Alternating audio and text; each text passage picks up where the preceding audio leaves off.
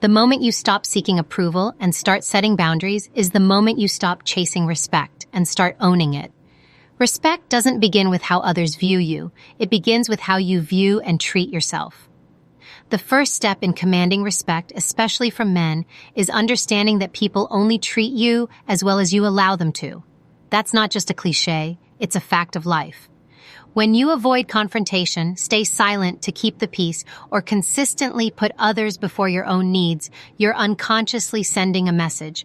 My boundaries are flexible. My discomfort is acceptable. Your behavior is more important than my well-being. And that message is the fastest way to lose self-respect and others' respect in the process. People, men included, are constantly reading cues. They pay attention to what you tolerate, what you reinforce, and what you let slide. If you never speak up when you're talked over, if you always say it's fine when it's not, or if you allow passive disrespect to go unchecked, it becomes the blueprint for how you'll be treated. Respect is not given freely. It's earned through consistency, clarity, and courage. That's why setting boundaries isn't just a personal choice. It's a leadership move. When you draw a clear line, you're giving others a map for how to engage with you. That line is not about being aggressive or confrontational. It's about being grounded. Grounded people make others feel safe, but they also demand that same safety in return. Think of it this way. Every time you let someone cross your boundary without correction, you're effectively lowering the standard for how they treat you. And once that bar drops, it's much harder to raise it again. That's why it's crucial to start early and stay firm. Here's the truth. Not everyone will like your boundaries. That's okay. Boundaries aren't about making others comfortable. They're about protecting your peace. Some people, especially those who benefited from your lack of boundaries, will challenge them. They'll call you difficult, cold, or too much. But remember, that's just resistance to your growth. Don't shrink to accommodate it. People who genuinely respect you will adjust. They'll recalibrate. They'll recognize that you're no longer available for disrespect, and they'll meet you at your new level, or they'll fall away, and that's a gain, not a loss. You don't need to be loud to be firm. In fact, the most powerful boundaries are often expressed calmly and clearly.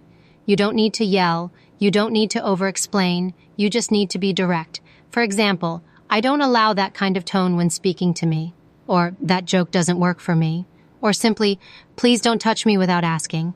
These aren't overreactions. They're responses that say, I know what I deserve, and I won't accept less.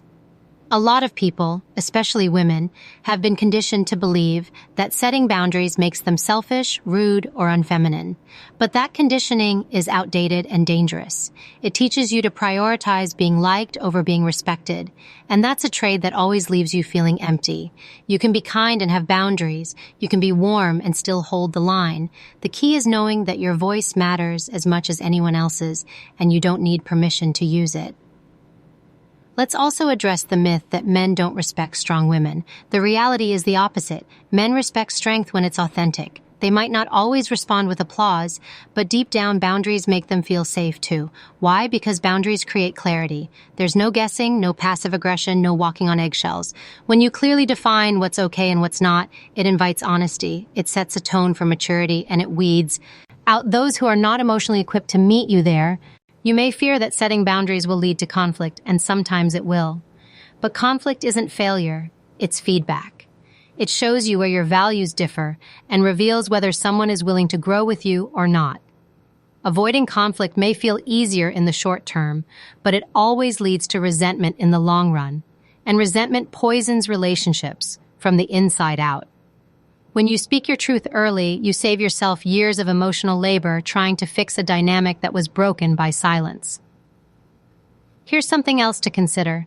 You don't have to wait until something is bad enough to set a boundary. You can stop something the first time it feels wrong. That's your intuition working. Honor it. The earlier you address a small issue, the less likely it becomes a bigger one. Don't second-guess yourself because someone else didn't mean it that way. Intentions matter, yes, but impact matters more. If it impacts you negatively, you're allowed to say something. You don't need to wait for permission. And let's be clear, boundaries aren't walls. They're doors. They let the right people in and keep the wrong energy out. When you set them from a place of confidence, not fear, you actually deepen your relationships. You create space for mutual respect, understanding, and trust. And the men who are worth keeping in your life? They won't run from your boundaries, they'll appreciate them. Because people who respect themselves naturally attract others who do the same. You are not here to babysit egos. You are not here to be the cool girl who laughs off disrespect to avoid making waves. You are here to live in alignment with your values, your voice, and your vision. And that requires courage, the kind of courage that says, I'd rather be respected than liked. I'd rather walk alone than stay in spaces that dishonor me. That kind of courage earns respect, not just from men, but from everyone around you. And most importantly, from yourself. Boundaries are not about being better than anyone else. They're about standing with yourself, for yourself. They say, I am enough, I matter, I decide how I will be treated. That decision is yours, and it's one of the most powerful ones you'll ever make. Emotional availability is one of the most valuable aspects of human connection, but it's also one of the most misunderstood. Many people confuse openness with access, assuming that because you're kind, warm, or nurturing, they are entitled to all parts of you, your time, your energy, your vulnerability. But emotional intimacy is not something to be handed out freely. It must be earned. And it is up to you to determine who has the right to that level of closeness. Especially when it comes to relationships with men, setting boundaries around your emotional world is not only necessary, it's non-negotiable. Your heart is not a revolving door. You are not obligated to let someone in just because they seem interested, persistent, or charming. You get to choose when and how you share your deeper self. That choice is a reflection of emotional intelligence, not emotional withholding. The idea that you must bare your soul to be seen or understood is flawed and damaging. You can be genuine and still private. You can be expressive and still protective of your emotional space. Often, people feel pressured to open up quickly in order to prove trust, loyalty, or worthiness. But real trust isn't rushed. It's tested over time. Emotional availability, when given too soon, can create false intimacy, connections that feel deep but are built on imbalance, where one person gives more than they receive.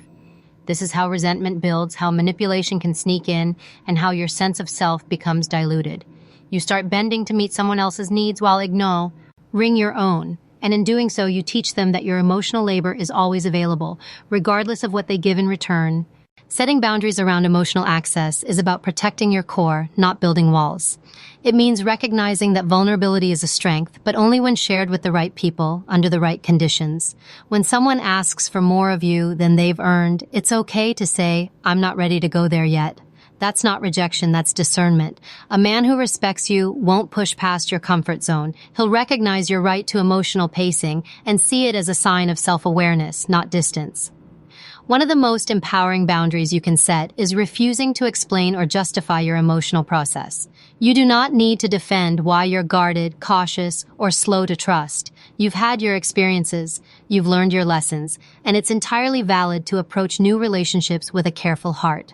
What's not okay is feeling like you owe someone full emotional access in order to be considered serious, committed, or real. That's not emotional maturity, it's emotional entitlement. Healthy relationships are built on mutual investment. If you're the only one doing the emotional work, initiating deep conversations, navigating difficult feelings, soothing tension, you're not in a relationship, you're in a performance. You're showing up, but the other person is just watching.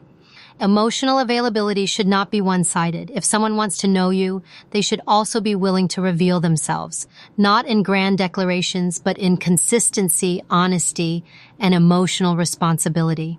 That's the exchange. That's the respect. Sometimes the desire to connect quickly comes from a place of loneliness, hope, or even desperation. You want the connection to work, so you rush into openness, hoping the other person will meet you there. But rushing rarely creates roots. It creates expectations without foundation. It leads to disappointment when and the other person isn't as invested or emotionally aware. That's why boundaries are so important. They slow things down to a sustainable pace. They give you time to evaluate, reflect, and observe, not from a place of fear, but from a place of self-respect. You are not a fixer. You are not a therapist. You are not responsible for managing another person's emotional state.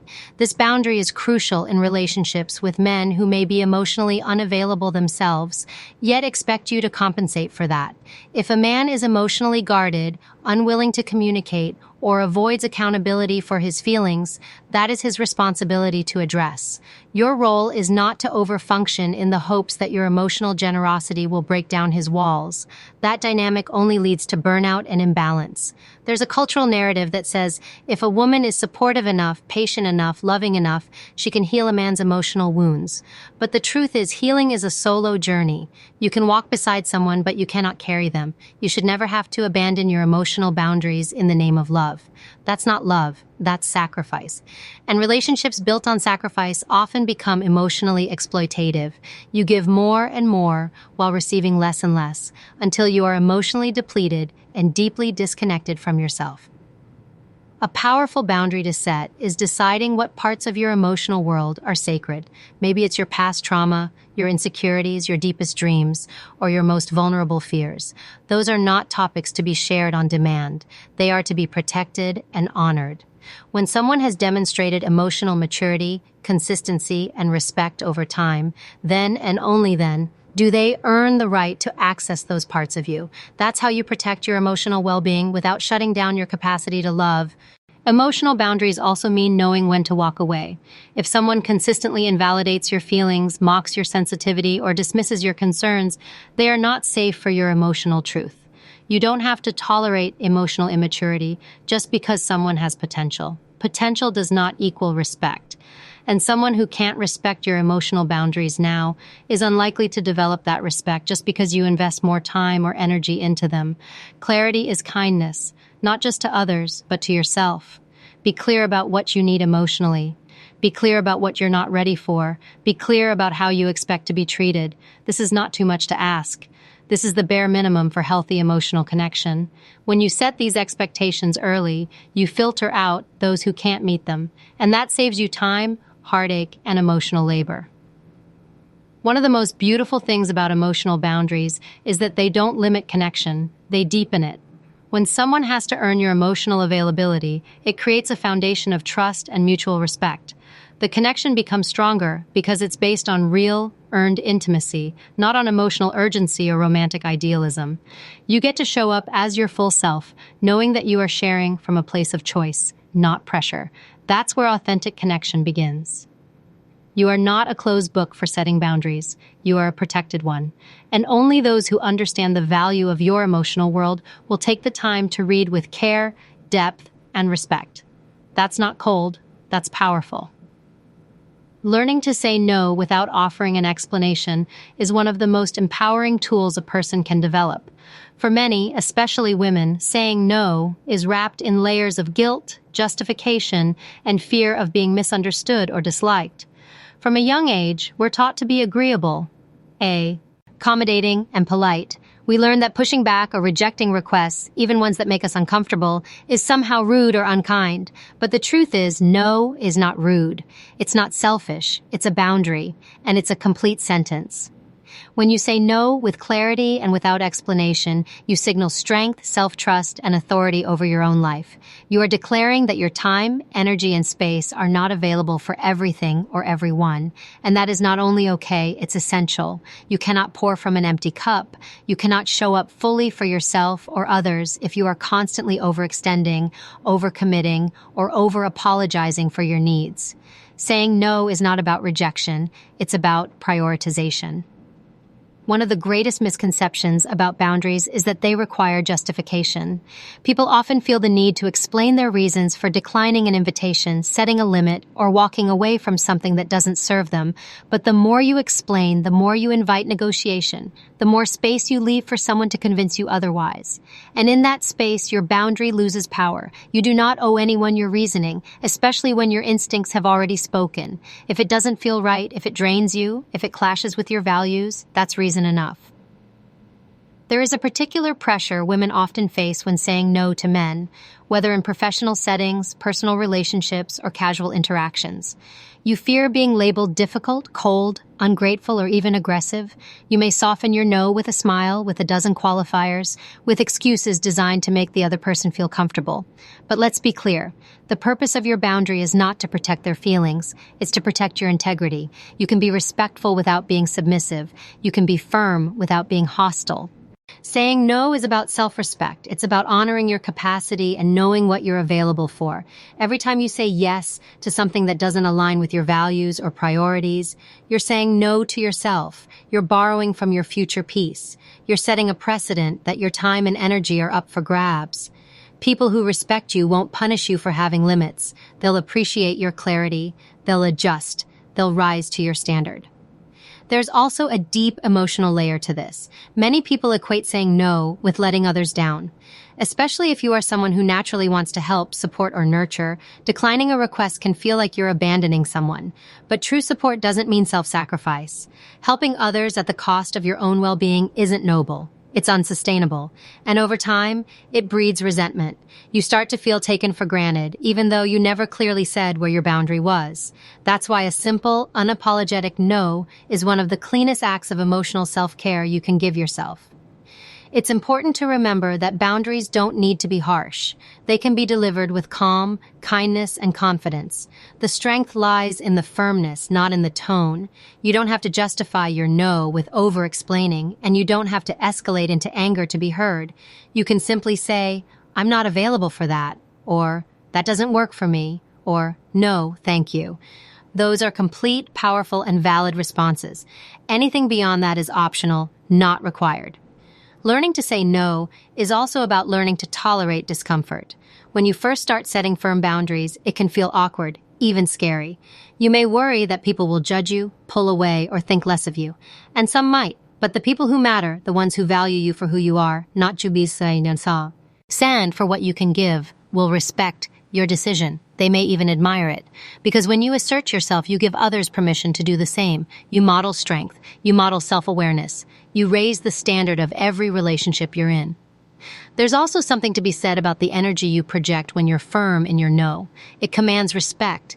It signals that you're not easily manipulated, that you're not here to be used or overrun. People are less likely to push your boundaries when they know you have them. When you say no without flinching, you build a reputation for being intentional, grounded, and self-possessed. And in a world that constantly demands your time and attention, that's a rare and powerful thing. This strength isn't just useful in your personal life, it's essential in professional environments too. When you say yes to every project, every favor, every late-night request, you train people to see you as endlessly available, and that perception rarely leads to appreciation. More often, it leads to being overlooked, underpaid, or burned out.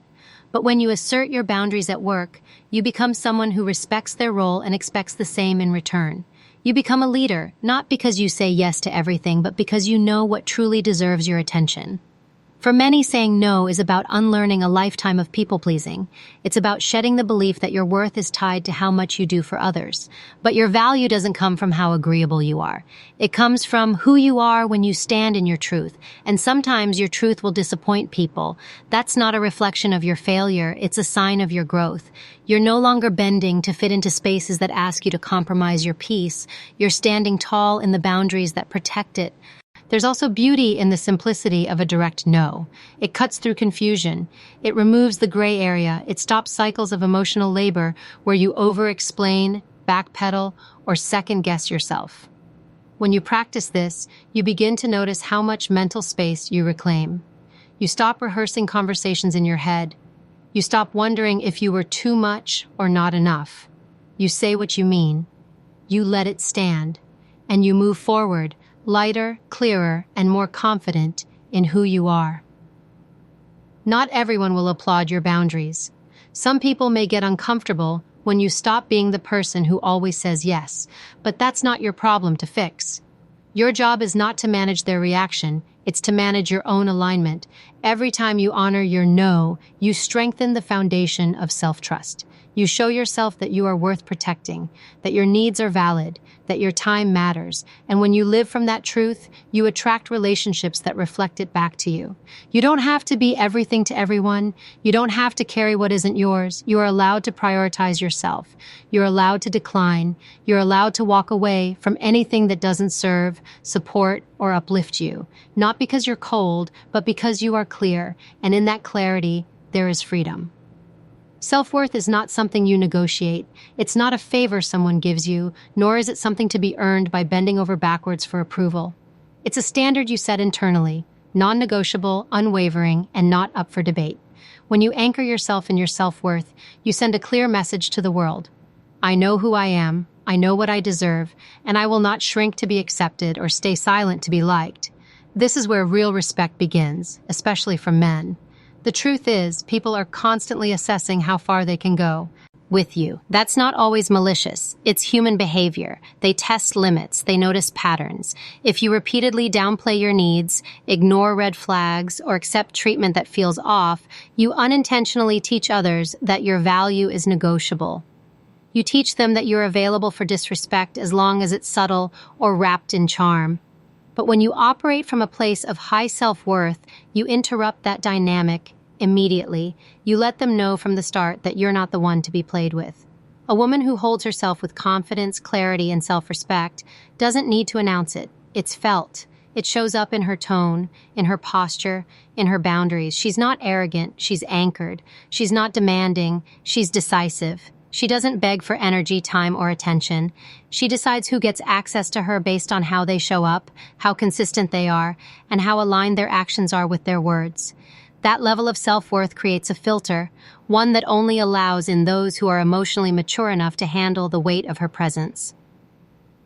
When you make your self-worth conditional on someone staying, on someone liking you, on someone choosing you, you give your power away. You let external validation dictate your internal value. And that's a dangerous game because people are inconsistent. They change, they disappoint, they project. If your worth rises and falls based on someone else's opinion or treatment of you, you'll never feel steady. You'll live on edge, always chasing the next affirmation to feel whole again. But self-worth isn't found in the applause. It's found in the quiet moments when you choose yourself, even when no one else does. There's a massive difference between being chosen and being respected. You can be chosen for all the wrong reasons, because you're convenient, because you're available, because you don't push back. But being respected, that requires presence, standards, boundaries. When a man respects you, it's not because you let everything slide, it's because you didn't. He respects that you hold yourself to a higher standard and that being in your life means rising to meet it. And if he doesn't, then he was never meant to be there in the first place. Self-worth isn't loud. It doesn't have to prove itself. It simply is, and it shows up in 1,000 little choices, like leaving a conversation that drains you, ending a relationship that belittles you, or walking away from a job that doesn't recognize your value. These choices aren't always easy. They often require loss, discomfort, and letting go of things that once felt safe.